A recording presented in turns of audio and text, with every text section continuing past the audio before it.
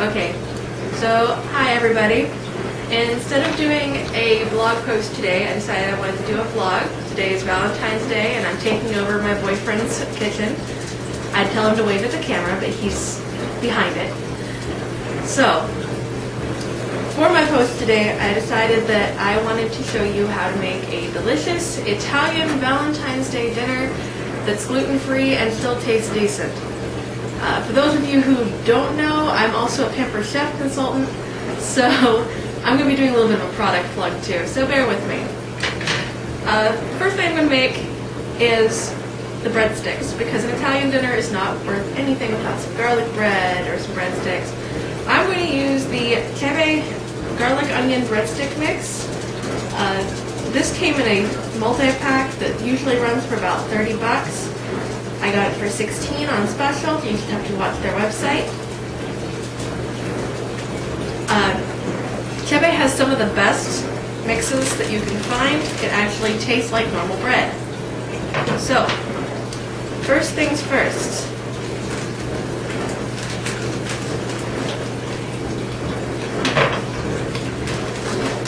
Put our mix in the bowl, and we're going to add 2 tablespoons of oil, and for that I'm going to use my handy little adjustable spoon from Pampered Chef. Told you, product plug.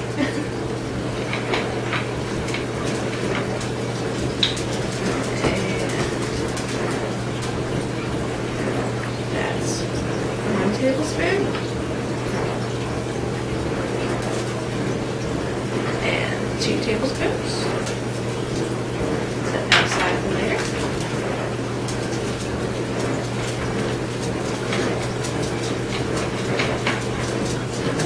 We also need 2 large eggs. Man, this smells good.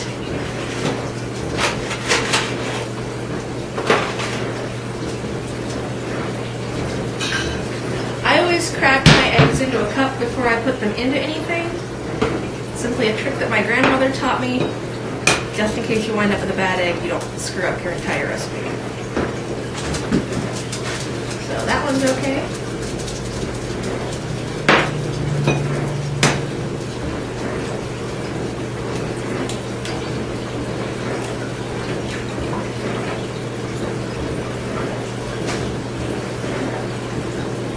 And we have egg.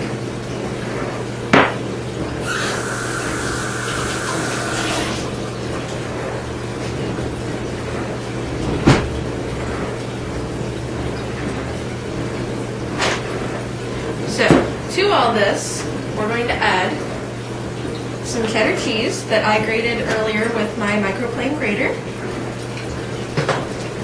Whenever you use the grater instead of buying it in the bag, you get the added benefit that you don't wind up with sawdust in your cheese. Look at the back of the bag. It says cellulose. It's really sawdust. This is my 3-cup prep bowl. It comes in a set of 2. And from it, we are going to add 1 cup of cheddar cheese, more or less. I don't know about you, but there's no such thing in my world as too much cheese. So we'll just add a couple handfuls and put the rest of this back off to the side. Mix all of this together.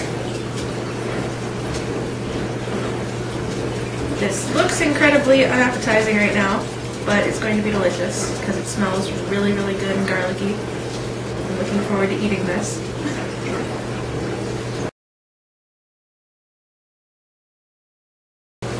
After you have the cheese and the oil and the eggs all blended in here, this is about what it looks like. Not very good yet.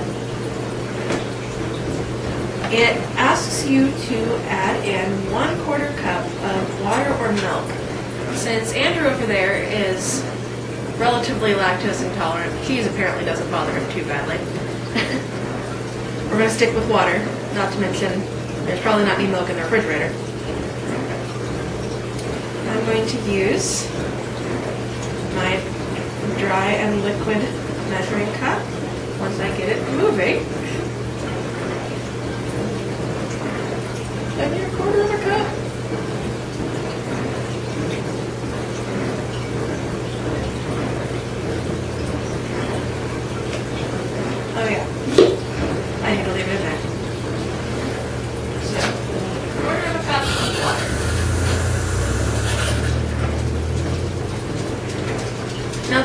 with these gluten-free mixes.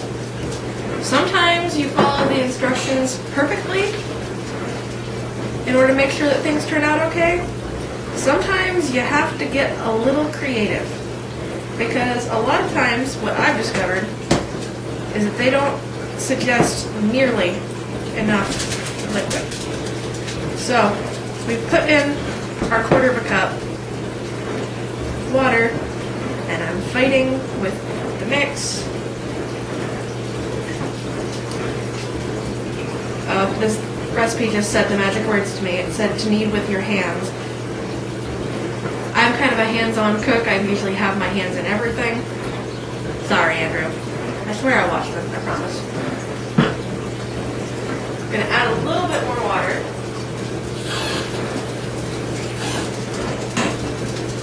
And see where we go from here.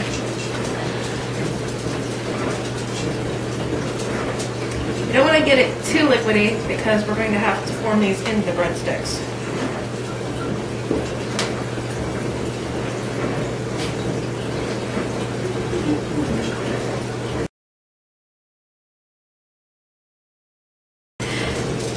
This thing must have a lot of tapioca flour in it. I find that the tapioca flour has kind of a squeaky texture. That's the best way I can describe it. It squeaks whenever you touch it. Squeaks when you eat it. And this is squeaking under my fingers.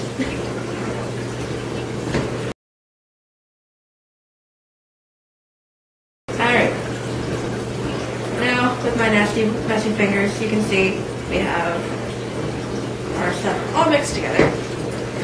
And I'm going to take it out in small sections and make our breadsticks, and I'm going to put them on my medium bar pan. I love stoneware, especially when it comes to cooking gluten-free, because sometimes it's hard to cook gluten-free baked goods without accidentally burning the bottom, because they take a little bit longer to cook sometimes, to brown up nicely. So the stoneware takes care of that by keeping the temperature even on all sides. So we're going to get little sections here of the dough.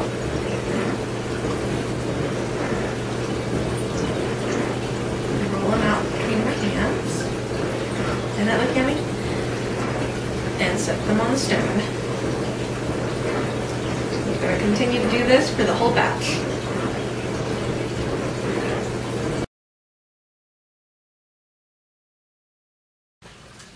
Alright, so while we had the camera turned off, I finished these up. Whoop, now they're rolling off the stone.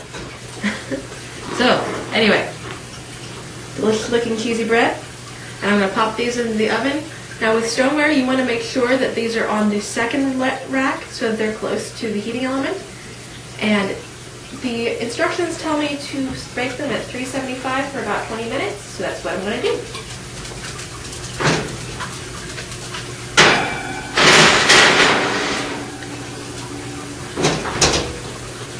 While those are in, we're going to get our fettuccine started. If you're anything like me and you were diagnosed with celiac whenever you were a little bit older, you already had a very strong attachment to pretty much everything that has gluten in it.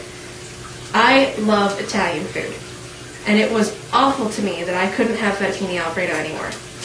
So, since my diagnosis, I've decided to get a little bit creative. What I'm using for our fettuccine noodles today are a Oriental style noodle. Apparently I can't talk today. These are available at pretty much any of your Asian food stores. There's one downtown in Morgantown. That's where I got these from. They're wide, just like a regular fettuccine noodle, and they are made of rice. So they are gluten-free. Now I just have to be smarter than the packaging. Or tape.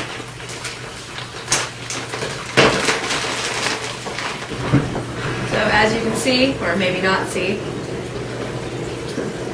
this is wide like a fettuccine noodle, and that's what we're going to use. So since it's just for me and Andrew, we definitely don't need the whole bag, but I'm going to have to fight with the whole bag to be able to get them out. So trying to break off just a couple handfuls, and these will boil down into the water. Don't concern yourself too much about if you have them sticking out. They'll fold over on themselves while you're cooking them.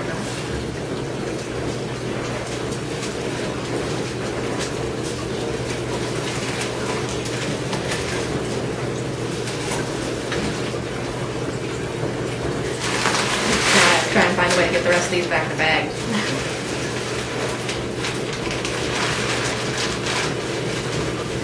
Maybe I'll go get another plastic bag. Anyway, so I'm going to put these on the stove to boil.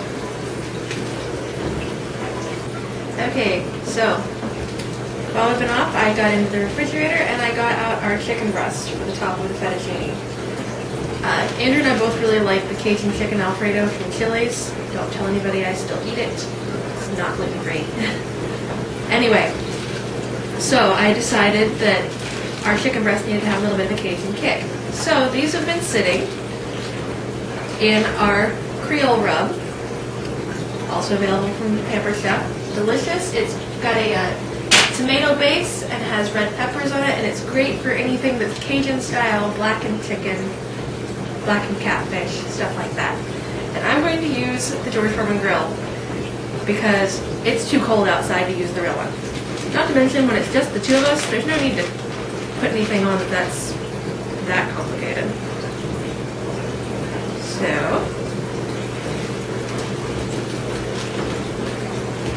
oh, they smell good.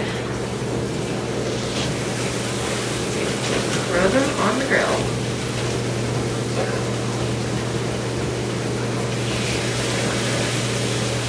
I forgot my grip pan. That's why there's a paper towel there. I'm a little forgetful. Okay, fine. Just close it down and let us cook. I'm going to wash my hands off. Don't feel like giving anybody salmonella today. Now, as for the Alfredo sauce, I could have gotten fancy and made it from scratch with Parmesan cheese and heavy cream. I'm just not that ambitious. Sorry. Love you, honey, but not that much. So, I have a can of Bertolli Alfredo sauce. Whenever the noodles are ready and the chicken's ready, I'm going to heat it up in the microwave, and there's your fettuccine Alfredo. So, for dessert, I'm actually using a Pampered Chef recipe. It's from this season's best. It's a microwave Rocky Road brownie dessert. Now, in the actual cookbook, it's not gluten-free. However, after I made it the first time, I saw that it would be very easy to make it gluten-free, so that's how I'm making it today. So, what you start out with is some baking chocolate,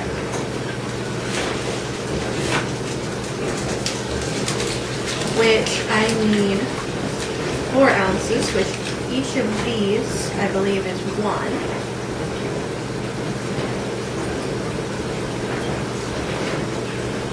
Yes. So, baking chocolate. Unsweetened, because you're going to have so much sugar in this thing that you won't be able to, like, come down from the high for ages. You definitely want the unsweetened baker's chocolate. Now I'm putting these in a little bowl because we're going to have to microwave them with our butter. Where did I put my butter? Butter, there it is. So, and it calls for 3/4 of a cup of butter. That's 1½ sticks. So, 1 stick.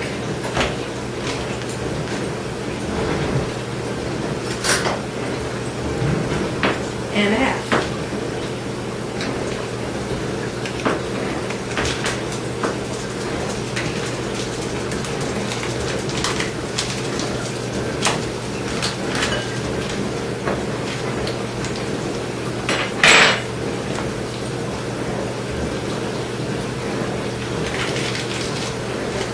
So, we're going to microwave these for about 1 to 2 minutes on high. You want to stop about every 30 seconds to mix things together.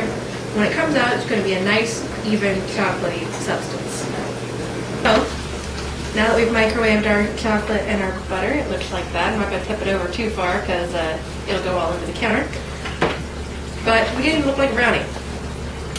So before we put this in our big bowl, we need to add what little flour this recipe actually calls for. It calls for 3/4 of a cup of flour. Now, since we're doing this gluten-free, you'd have to be concerned about will it stick together.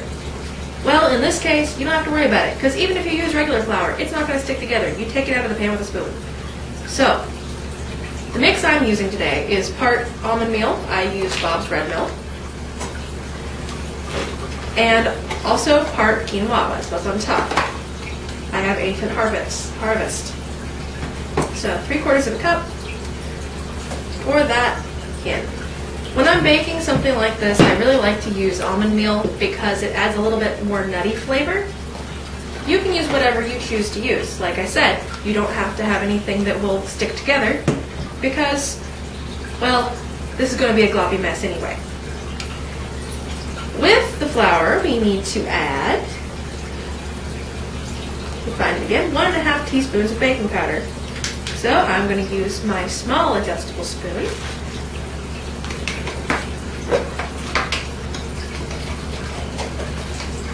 To get our baking powder.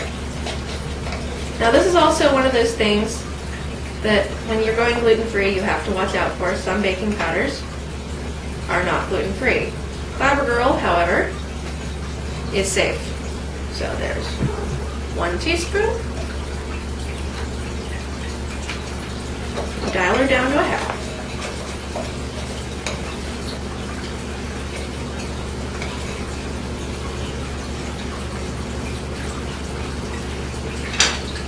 So that's our dry ingredients. Now we're going to add our chocolate. This is going to be a little messy. Whew, that's hot. Now this is gloppy and sticky, and if you were trying to use a regular spoon, you'd be out of luck. But I have my handy dandy scraper mixer. So I use that to get it off the spoon I used in the microwave.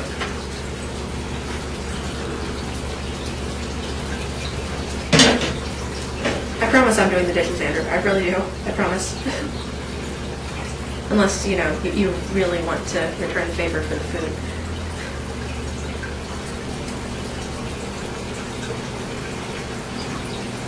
He's being so quiet behind the camera over there. He's actually reading while I'm doing this. And saying that he wants his food.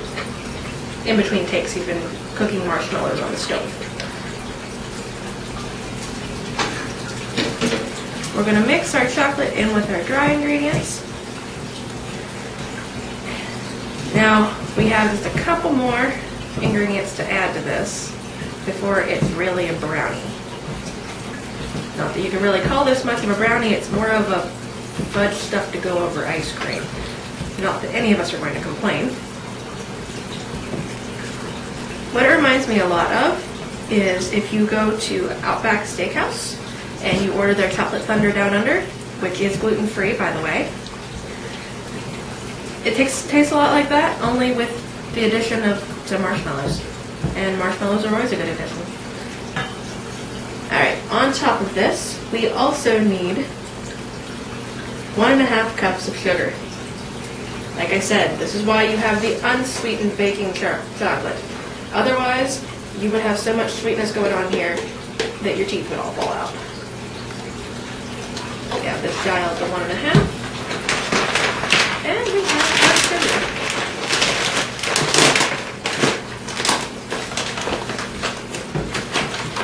This would be a lot easier with a smaller bag. Oh well.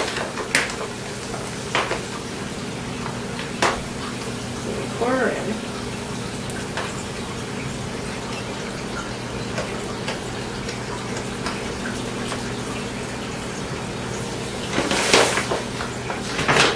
If you are diabetic as well as celiac, this is not the dessert for you.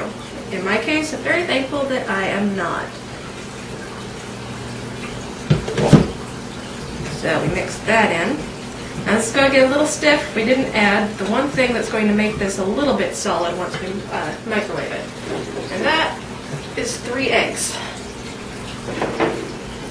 So once again, the trick my grandmother taught me about cracking them one at a time into a cup.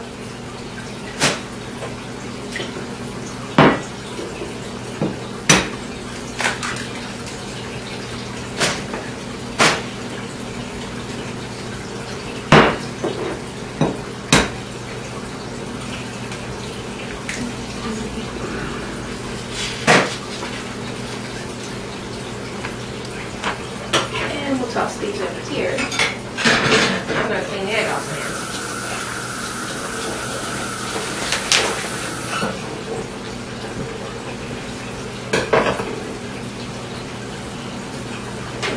One final ingredient goes into the mix, and then we're going to put stuff on top of it.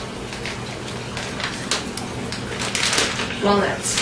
Now, if you prefer to use pecans or almonds, whatever floats your boat. I have walnuts.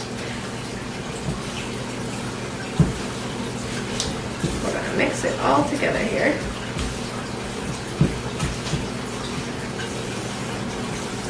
I think I've gained 5 pounds just looking at this, but it's Valentine's Day. This is the day for lots and lots of chocolate. We can work it all off later.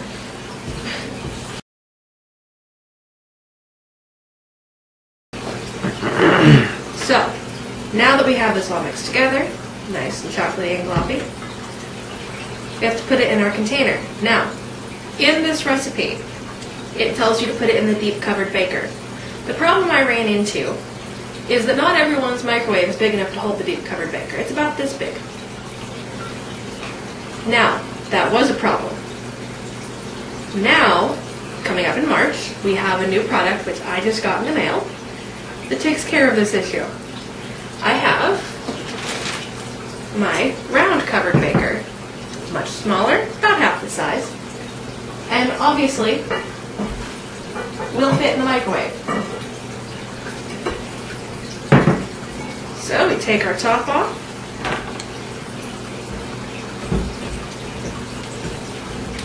and we put our brownie mix on in. Now, do you think this was chocolatey and sugary enough? Nope, we're not done. On top of this, you're going to put the marshmallows that Andrew was toasting on top of the oven. Cut these in half. The recipe calls for 16. I say you just go for however many it takes to cover the top. What I like to do is put a row of them around the outside.